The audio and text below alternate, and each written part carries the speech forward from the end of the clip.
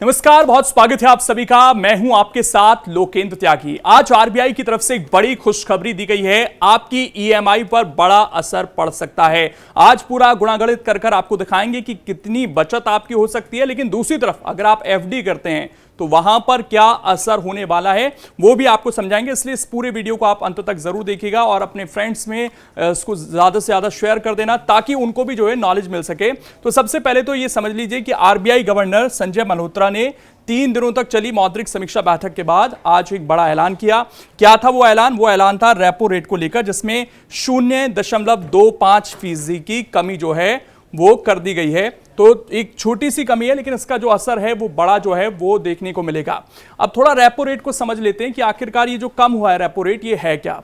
तो दरअसल आरबीआई जिस ब्याज दर पर बैंकों को लोन देती है उसे हम रेपो रेट कहते हैं। यानी कि एक तो बैंक आपको लोन देता है, लेकिन बैंक को कहां से लोन मिलता है? वो मिलता है आरबीआई से, और जो उस पर इंटरेस्ट लगता है उसी को रेपो रेट कहते हैं। रेपो रेट कम होने से बैंक को कम ब्याज पर लोन मिलेगा, जिसका फायदा ग्राहकों को बैंक दे देते हैं। हालांकि देखिए, जरूरी नहीं है कि जितना फायदा बैंकों को मिल रहा है उतना ही फायदा आगे आपको मिले, लेकिन अमूमन उतना मिल जाता है, लेकिन वो समय बताया गया। यानी कि बैंक भी अपनी ब्याज दरें जो हैं वो घटा देते हैं। अब आपके मन में सीधा सा सवाल है कि भैया ये बता दो कि हमारा जो ईएमआई चल रही है उस पर असर क्या पड़ने वाला है। तो देखिए, ये 2 टेबल आपके सामने हैं, इसको थोड़ा समझने की कोशिश करते हैं। एक हमने उदाहरण लिया यहां पर 30 लाख रुपए का। मान लीजिए होम लोन आपने लिया हुआ है 30 लाख रुपए का, और उस पर जो अभी आप भर रहे हैं वो भर रहे हैं लगभग 8% का। तो उसको थोड़ा समझने की कोशिश करेंगे कि अगर ये घटकर 7.75% हो जाता है, यानी कि जो कटौती हुई है 0.25% की, उसका जो असर है वो क्या होगा।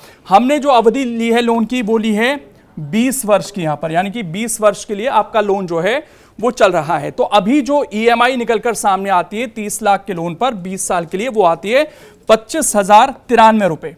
और अगर ये घट जाती है आने वाले समय में, कुछ समय में हो सकता है बैंक फैसला ले, तो ये आ जाएगी आपकी 24,628 रुपए पर। अभी 8% पर अगर आपका लोन है तो आपको कितना पैसा देना पड़ेगा? 30 लाख का आपको देना पड़ेगा 60,22,369 रुपए।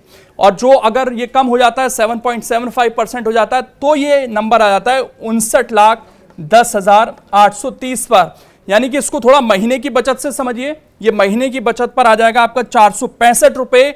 लेकिन जब इसको ओवरऑल आप काउंट करेंगे तो ये नंबर थोड़ा बड़ा नजर आएगा आपको। 1,11,539 रुपए का जो फायदा है वो सीधे सीधे आपको यहां पर हो जाएगा। यानी कि ईएमआई जो है वो आपकी यहां पर थोड़ी सी कम हो जाएगी। लेकिन अगर आप सेविंग करते हैं तो वहां पर आपको थोड़ा सा नुकसान उठाना पड़ सकता है। उसका भी जो फिगर है वो यहां पर मैं आपके सामने रख रहा हूं, और एक उदाहरण जो हम पकड़ रहे हैं वो है 2 लाख रुपए की एफडी का। यानी कि आपने सोचा कि मैं 2 लाख रुपए की एफडी कर देता हूं, और बैंक कहता है कि 7% मैं अभी आपको ब्याज दे रहा हूं। 5 साल अगर आप एफडी करते हैं तो आपका जो बढ़ोतरी हो जाएगी, यानी कि जो आपको ब्याज मिलेगा 7% के हिसाब से, वो मिलेगा 82,956 रुपए का।